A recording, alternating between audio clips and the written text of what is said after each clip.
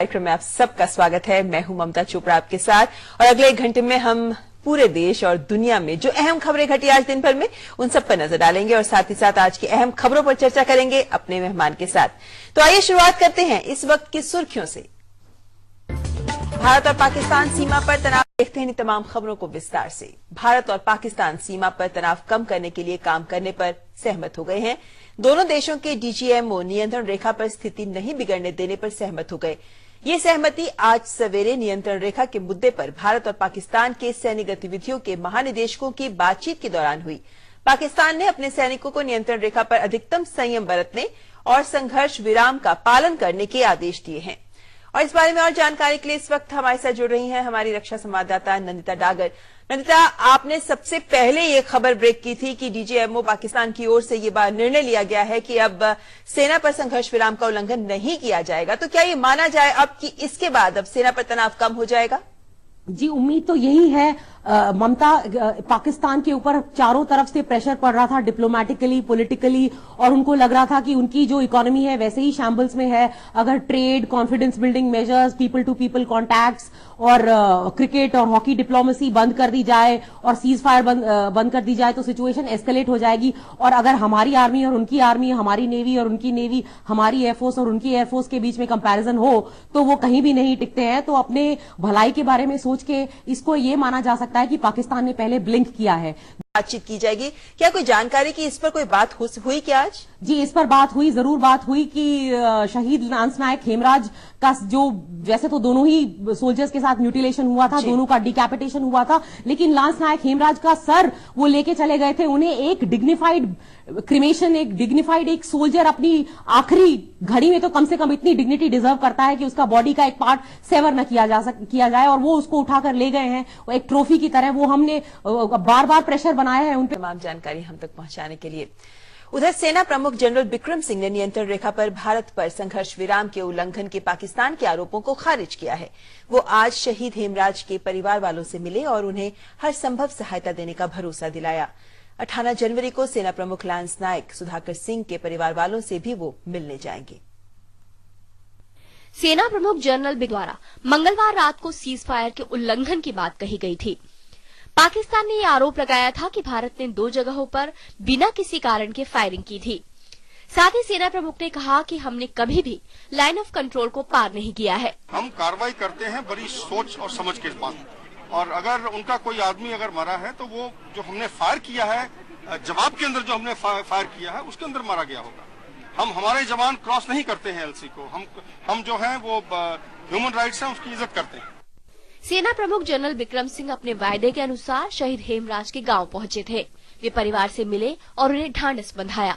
सेना प्रमुख के गांव पहुंचते ही माहौल गमगीन हो गया। शहीद हेमराज के परिवार के लोग भाव विह्वल हो उठे।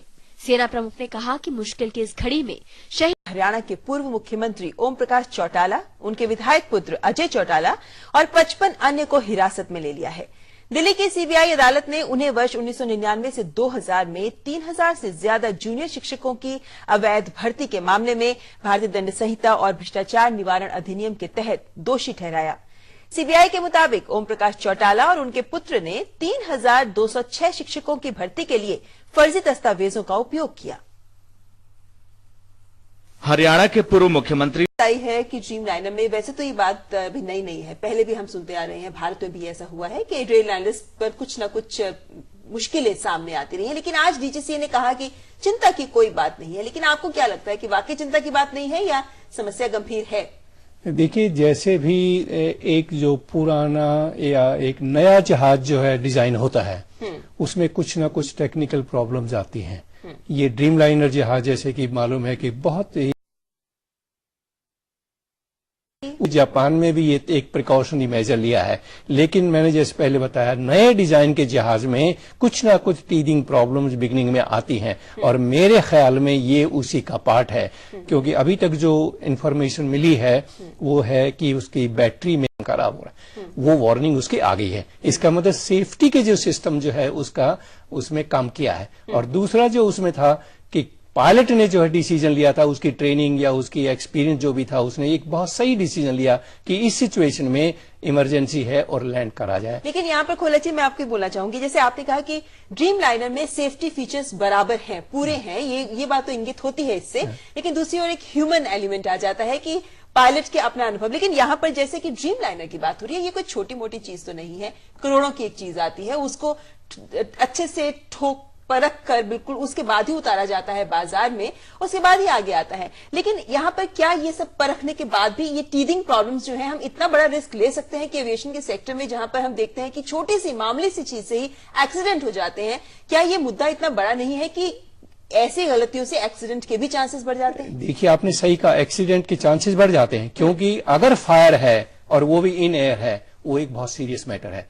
उसको कंट्रोल करना या उसको मैनेज करना जो है एक डिफिकल्ट सिचुएशन, उन सब पर हमें यहाँ पे गौर करना होगा। तो जापान के साथ में वर्क करना, डीजीसीए के ऑफिसर्स को भी, एयर इंडिया के ऑफिसर्स को भी जाके, क्योंकि एक्शन लेना है डीजीसीए ने, एयर इंडिया तो ऑपरेटर है, दोनों की टीम वहां जाके उनके साथ में काम करें और देखें कि वहां पे क्या प्रॉब्लम निकली, और फिर उसका इंस्पेक्शन साथ में करवाएं कि हमारे जहाज में तो कोई ऐसी इंडिकेशन नहीं है। बात कही गई थी कि 50,000 घंटे की उड़ान भर चुके हैं ड्रीम लाइनर, 150 फ्लाइट्स इसकी हर रोज चल रही हैं, इस वजह से ये सेफ है चलाना। लेकिन जैसे कि हमने भी देखा सितंबर में इंडिया में ये हुआ था कि लिक्विड कूलिंग सिस्टम में समस्या आ गई थी, पावर सिस्टम में समस्या आ गई थी, जिसको बाद में ठीक कर लिया गया।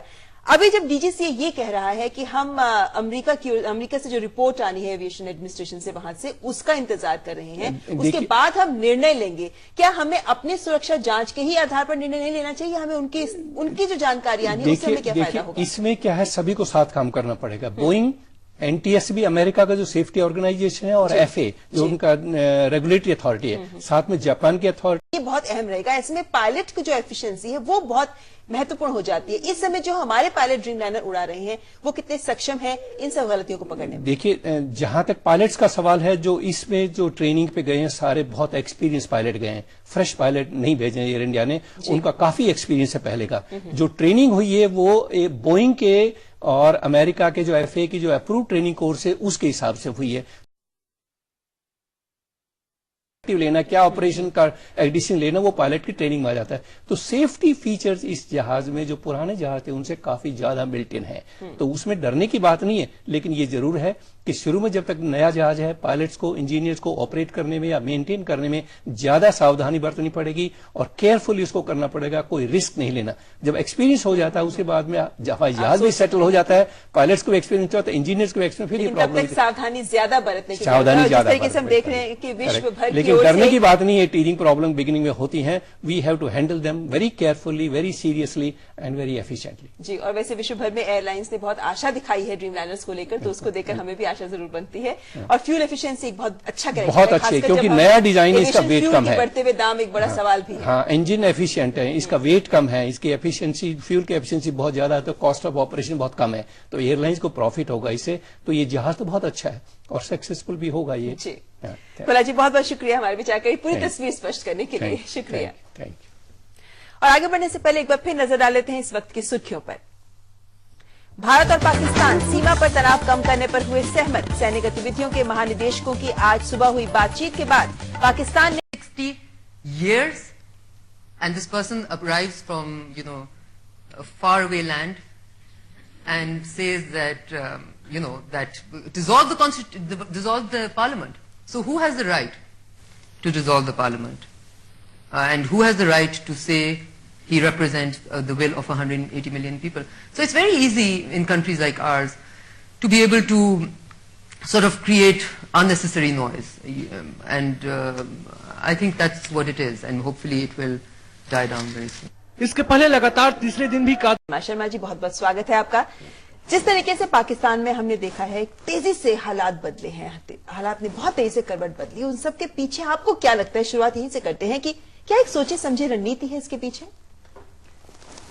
ये पहली बार नहीं हो रहा है, ये पिछले साल 2 साल के दौरान तीसरी बार है कि पाकिस्तान की जो इलेक्टेड गवर्नमेंट है उस पे संकट आया है। तो पिछले 2 बार तो ये थोड़ी देर में दूर हो गया, इस बार भी लगता है कि ये संकट इस तरह से दूर हो जाएगा। अच्छा। क्योंकि जो कुछ कारण दिए उधर जाएंगे, इतने जटिल नहीं हैं, लेकिन हमारी भी हर तरफ जैसे खबरों में ये बात एक तस्वीर बन रही है कि जटिल हालात तो हैं। वापस लौटेंगे इसी चर्चा पर, लेकिन उससे पहले यहां रुकेंगे एक ब्रेक के लिए। सामने उत्पन्न संकट की राजनीतिक संकट जिसे हम कह रहे हैं, हमारे साथ हैं शर्मा जी, शीलकांत शर्मा जी।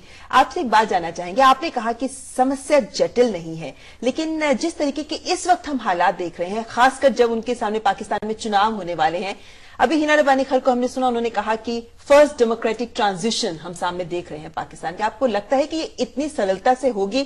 क्योंकि जो मौजूदा हालात है उसमें एक बात कही जा रही है कि शायद सेना भी अपने आप को मजबूती से सामने लाना चाहती है। नहीं, ये तो जाहिर है, पाकिस्तान की सेना हमेशा इस कोशिश में रहती है कि जो चुनी हुई सरकार है वो दबी रहे।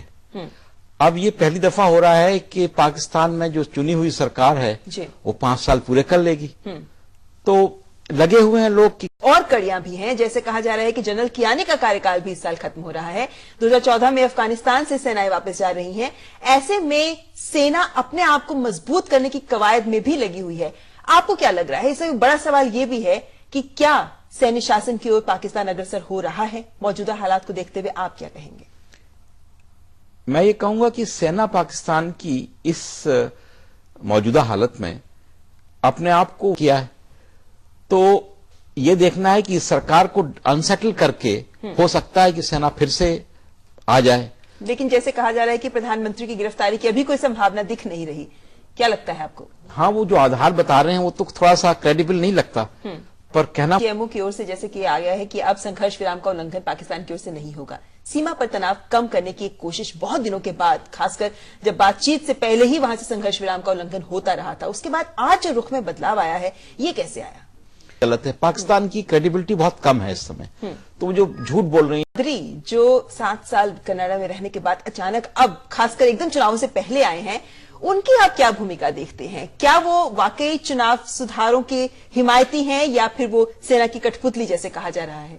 नहीं, उनकी तो विश्वसनीयता पे बराबर संदेह है, क्योंकि वो जिस तरह से आए हैं, जिस तरह से बोल रहे हैं, ये डेमोगॉगरी है। इसका तो इस पे विश्वास करना एकदम। जो मुद्दे उन्होंने उठाए हैं वो कहीं ना कहीं आम जनता की नब्ज को छू रहे हैं। क्या ये कारण है कि उनको ये समर्थन भी मिल रहा है जनता का? अब ये मुद्दे तो पाकिस्तान में आज के नहीं है, पहले से भी हैं जी। तो वो तो उनका उपयोग करके थोड़ा सा डेमोगॉगी की है उन्होंने, के पीछे कोई ना कोई शक्ति काम कर ही रही है। अब मुशर्रफ साहब पे जब अटैक हुआ था तो फिर वो रावलपिंडी में रहते थे, इस्लामाबाद नहीं जाते थे। तो इस्लामाबाद रावलपिंडी जो है उनका गढ़ है जी, बिल्कुल वहां निशान खड़े हो रहे हैं, विश्वास नहीं होता जी। वैसे देखा जाए तो पाकिस्तान में जब भी कुछ भी मुश्किलें आती हैं, हम ये आमतौर पर देखते हैं कि उनके सामने बड़ी चुनौतियां हैं, आंतरिक संकट बड़े हैं, चाहे हम आर्थिक मुद्दों की बात करें, बलूचिस्तान में तालिबानी हक की बात करें, लेकिन उन सबके बीच में कहीं कोई ऐसा राजनेता नहीं है जो मुखर होकर इनके समाधान की बात सुनता है। राजनीतिज्ञ हमेशा इन बातों को अनदेखा करते हैं। आपको लगता है कि वहां पर कोई वक्त तो आएगा जब वो अपने पांव जमाकर इनको दूर करने की भी कोशिश करेंगे, जो इतनी समस्याएं मुंह बाए खड़ी हैं पाकिस्तान के सामने?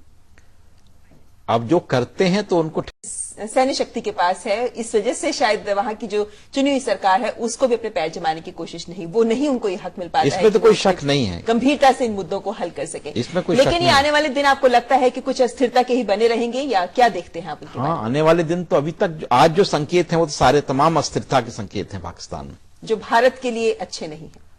भारत को तो पूरी तरह से मुस्तैद रहना चाहिए इन कंडीशंस में, खासकर जो पिछले 8-10 दिनों से जो घटनाएं घटी हैं, तो भारत का जो दृष्टिकोण है वो थोड़ा सा सतर्कता का जरूरी है। तो कूटनीतिक स्तर पर भारत को क्या विकल्प लेकर चलना चाहिए? खासकर जब अभी तक हम बात करते रहे कि हमें शांति वार्ता आगे बढ़ानी चाहिए, लेकिन अब जब हालात एकदम बदल गए हैं तो ऐसे में कूटनीतिक स्तर पर भारत की पहल क्या होनी चाहिए? भारत का जो कूटनीतिक दबाव है वो जारी रहना चाहिए। भारत का ये आज की बात नहीं, पिछले 8 सालों से चल रहा है कि निरंतर और कंसिस्टेंटली हमने पीस की बात की है, डायलॉग की बात की है, आगे बढ़ने की बात की है जी। और जो सरकार है वो अपने इस पूरे कदम पर निश्चित है, दृढ़ है कि भाई ये इस तरह से नहीं चलेगा, business as usual cannot गो।